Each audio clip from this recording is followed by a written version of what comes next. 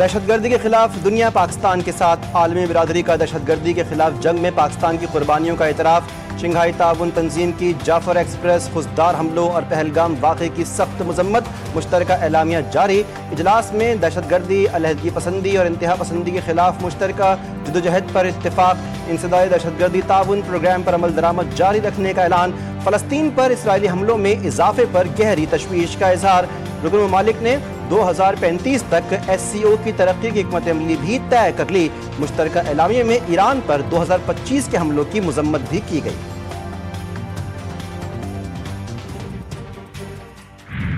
We respect all international and bilateral treaties and expect similar principle to be followed by all SCO members.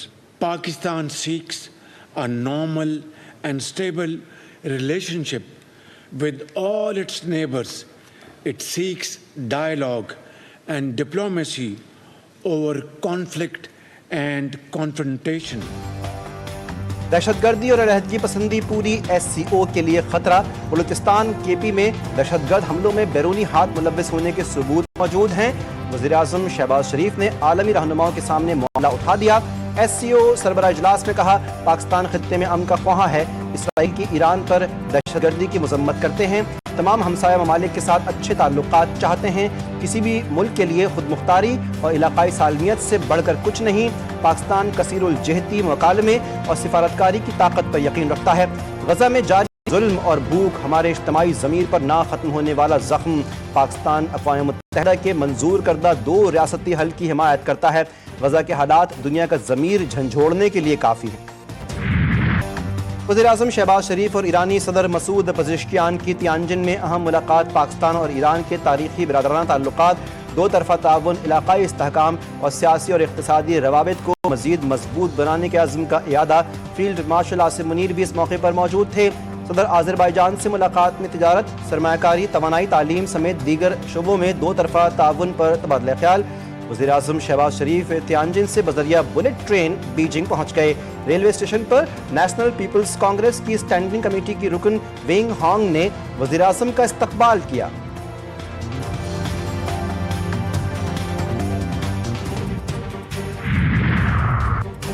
S C او وقت گزرنے کے ساتھ تناور درخت بن چکی ہے۔ رکن ملکوں کو تجارت اور معیشت کے شعبوں میں دستیاب مواقع سے استفادہ کرنا ہوگا۔ چین کا ایس سی او کے سربراہ اجلاس سے خطاب، صدر شی جن پنگ نے شنگھائی تعاون تنظیم کے ترقیاتی بینک کے قیام کی تجویز دے دی۔ روس کے صدر ولادیمیر پوٹن بولے، امریکی صدر ٹرمپ نے یوکرین میں امن کے راستے کو کھولا۔ یوکرین میں بحران حملے سے نہیں بلکہ یوکرین میں مغربی اتحادیوں کی حمایت یافتہ بغاوت سے ہوا۔ یوکرین میں بحران کی بنیادی وجوہات کو حل کرنا اور سیکیورٹی کا توازن قائم کرنا ضروری ہے۔ بھارت کی امریکی مصنوعات پر 0 ٹیرف کی پیشکش، مسترد ٹرمپ نے بھارت کو کھری سنا دی۔ امریکی صدر نے کہا، اب بہت دیر ہو چکی ہے، بھارت کو ایسا کئی سال پہلے کرنا چاہیے تھا۔ بھارت نے امریکہ پر دیگر ممالک کے مقابلے میں سب سے زیادہ محصولات لگا رکھے ہیں۔ امریکی کمپنیاں بھارت میں اپنی مصنوعات بیچ نہیں پاتی۔ بھارت اپنا زیادہ تر تیل اور فوجی ساز و سامان روس سے خریدتا ہے۔ بھارت تیل اور فوجی ساز و سامان امریکہ سے بہت کم خریدتا ہے۔ افغانستان میں زمین لرز گئی، 6 شدت کے خوفناک زلزلے نے تباہی بکھیر دی۔ زلزلے کے جھٹکے کابل سے لے کر پاکستان کے شہر اسلام آباد تک محسوس کیے گئے۔ افغانستان کے صوبے ننگرہار اور کنڑ میں درجنوں مکانات ملبے کا ڈھیر، اموات کی تعداد 800 سے بڑھ گئی، 2500 سے زائد زخمی۔ زلزلے سے کئی گاؤں مٹی تلے دب گئے۔ زلزلے کا مرکز جلال آباد کے قریب اور گہرائی 8 کلومیٹر تھی۔ صدر مملکت اور وزیر اعظم کا افغانستان میں تباہ کن زلزلے پر اظہار افسوس، انسانی جانوں کے ضیاع پر تعزیت، متاثرہ خاندانوں سے ہمدردی کا اظہار۔ نائب وزیر اعظم اسحاق ڈار کا افغان عبوری وزیر خارجہ کو ٹیلی فون، زلزلے سے قیمتی جانوں کے ضیاع پر افسوس کا اظہار، متاثرہ افغان عوام کے ساتھ پاکستان کا مکمل یکجہتی کا اظہار۔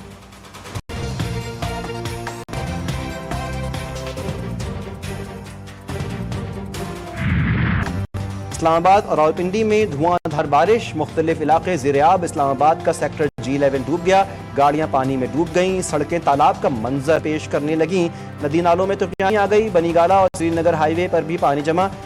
جانی ٹول پلازا کے قریب 2 بچے ساتھی نالے میں گر گئے، ایک بچے کی لاش نکال لی گئی، دوسرا محفوظ رہا۔ सेक्टर H8 में 95 मिलीमीटर बारिश रिकॉर्ड, गोलड़ा में 66, सैदपुर में 40 मिलीमीटर बारिश। कटारिया में पानी की सतह बुलंद, महकमा मौसमियात ने मजीद बारिशों की पेशगोई कर दी।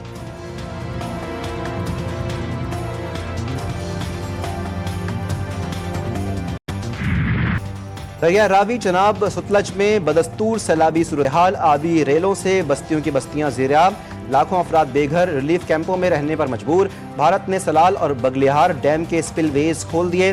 भारत ने दरिया चनाब में पानी छोड़ने की वार्निंग भी नहीं दी।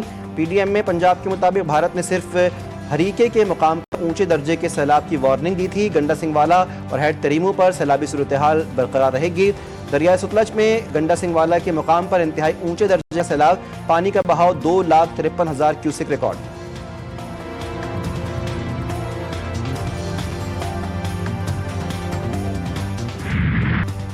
पंजाब में सैलाब से 20 लाख से जायद अफराद बेघर, 35 अफराद जाँ बहक और सैकड़ों जख्मी। 2,000 से जायद देहात सैलाब से मुतासर हुए।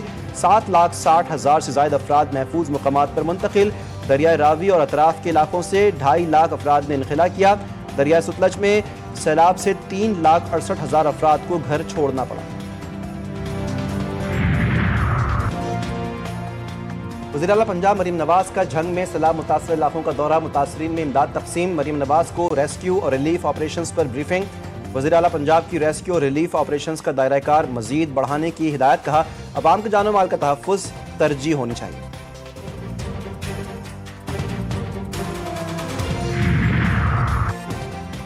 Chairman peoples party Bilawal Bhutto और फरियाल तालपुर से वज़ीर आला सिंध की मुलाकात। मुराद अली शाह की सूबे में सैलाब की सूरत-ए-हाल पर ब्रीफिंग।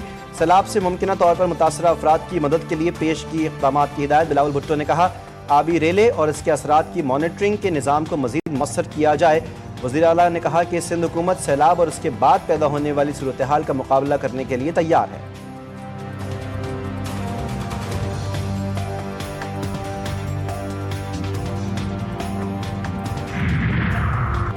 सिंध के इलाके नौशहर फिरोज के कच्चे में सैलाबी सूरत-ए-हाल संगीन। सैलाब के बाइस दर्जनों देहात ज़ेर-ए-आब, हज़ारों एकड़ ज़रई अराज़ी तबाह।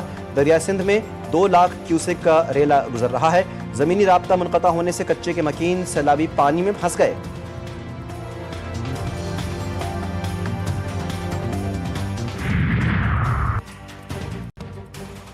किड्डू बैराज से 9 लाख क्यूसेक पानी गुजरने की तैयारी कर ली।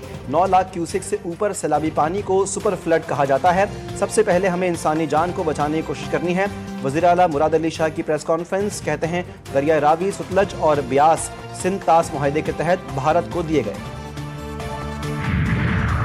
वज़ीर आला खैबर पख्तूनख्वा ने कालाबाग डैम की हिमायत कर दी। अली अमीन गंडापुर ने कहा, सियासत से रियासत अहम है। कालाबाग डैम रियासत के लिए ज़रूरी है। किसी के एतराज़ात हों तो दूर करके डैम बनाया जाए। मुल्क के लिए कुर्बानियाँ दी जाती हैं, कालाबाग डैम के मुखालिफ भी कुर्बानी दें।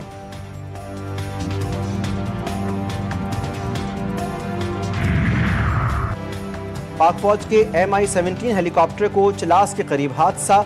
ISPR के मुताबिक पायलट और अमले के अरकान समेत 5 एहलकार शहीद। पायलट मेजर आतिफ, को पायलट मेजर फैसल, नायब सूबेदार मकबूल, हवलदार जहांगीर और नाइक आमिर भी शोहदा में शामिल। सदर मुमलिकत और वज़ीर आज़म शहबाज शरीफ का हादसे पर अफसोस का इजहार। वज़ीर आज़म आज़ाद कश्मीर का शोहदा के लवाहिकीन से दिली हमदर्दी और इजहार ताज़ियत। इस्लामाबाद में खातून को हिरासा करने और कत्ल की धमकियां देने वाला मुलजिम पकड़ा गया। सामिया हिजाब ने हसन जाहिद के खिलाफ सोशल मीडिया पर बयान भी जारी किया था। पुलिस ने मुलजिम को गिरफ्तार करके मुकदमा दर्ज कर लिया।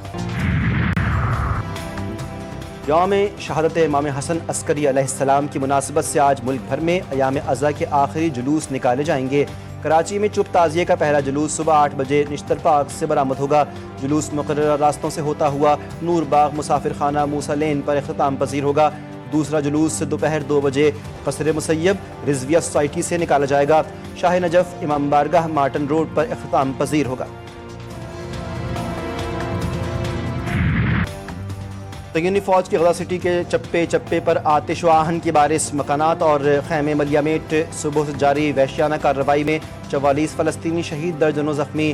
بھوک کی شدت سے مزید 7 فلسطینی دم توڑ گئے۔ غزہ کا غیر انسانی محاصرہ توڑنے کا ایک اور مشن۔ اسپین کے شہر بارسلونا میں ہزاروں افراد کا سمود فلوٹیلا میں شامل، 44 ملکوں کی سیاسی اور سماجی شخصیات کا خیر مقدم۔ موسم قافلے کی روانگی میں رکاوٹ بن گیا، تیز ہواؤں کی وجہ سے کشتیاں واپس لوٹ آئیں۔ امریکہ کا فلسطینی پاسپورٹ کے حامل تمام افراد کو ویزا دینے سے انکار۔ نئی ویزا پالیسی کے تحت ٹرمپ انتظامیہ کی سفارتکاروں کو ہدایت، کہا فلسطینی پاسپورٹ کے حامل افراد کی ویزا منظوری روک دیں۔ فلسطینی پاسپورٹ کے حامل افراد کے ویزا منسوخی کا مقصد فلسطینیوں کو علاج کے لیے امریکہ آنے، پڑھنے اور کاروباری سفر سے روکنا ہے۔ 3 ملکی T20 سیریز کے تیسرے میچ میں افغانستان کی UAE کو 38 رن سے شکست۔ UAE کی ٹیم 189 رنز کے تعاقب میں 150 رنز تک محدود۔ افغانستان نے پہلے کھیل کر 4 وکٹوں پر 188 رن سکور کیے۔ چوتھے میچ میں آج پاکستان اور افغانستان پھر مد مقابل ہوں گے۔